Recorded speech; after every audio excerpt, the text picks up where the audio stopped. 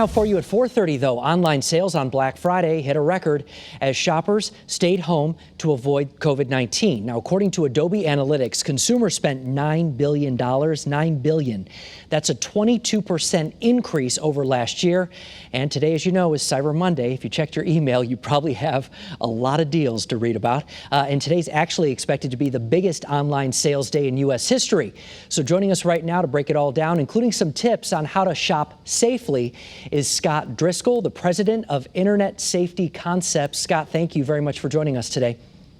My pleasure. I'm assuming you're not all that surprised by the numbers that we're seeing of folks who are going online to buy their stuff. No, especially with the pandemic and all of us being home a lot more, it doesn't surprise me. Every year we see an increase in online activity around the holidays, but also in the online scams and everything. So unfortunately, the numbers don't surprise me. Well, speaking of scams, obviously it's very easy nowadays to fall victim to one of these.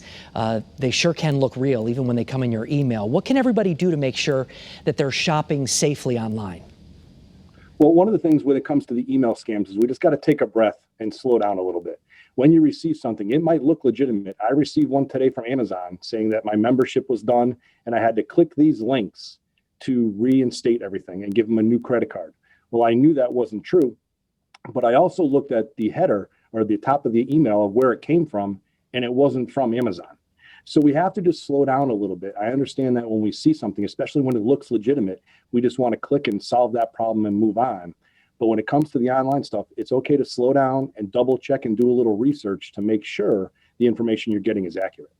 You see a lot of this stuff now as well, like in your Instagram feed or Twitter, Facebook, places like that, all kinds of ads, click here, like you just said. Is it okay really to buy from a lot of these places? A lot of them are companies you've never heard of before.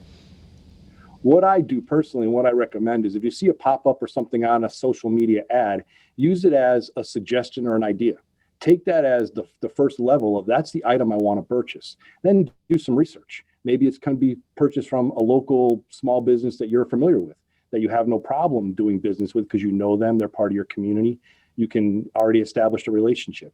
When we see all the stuff on social media or pop-ups, we should use them as guides, and we just got to slow down on everything we're clicking because it could be taking us to a website or something that is completely different from what they're advertising, maybe with some viruses or trying to gather our information. So we need to be very careful.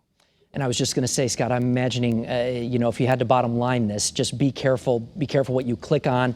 It is really the message you're trying to get out there for folks this holiday season. Absolutely. I'm a big supporter of small businesses if we can support the local companies. And if you're not sure if the ad they have is legitimate, contact them. We've kind of forgotten about the telephone, that we can actually call people or we can make other connections besides just an email.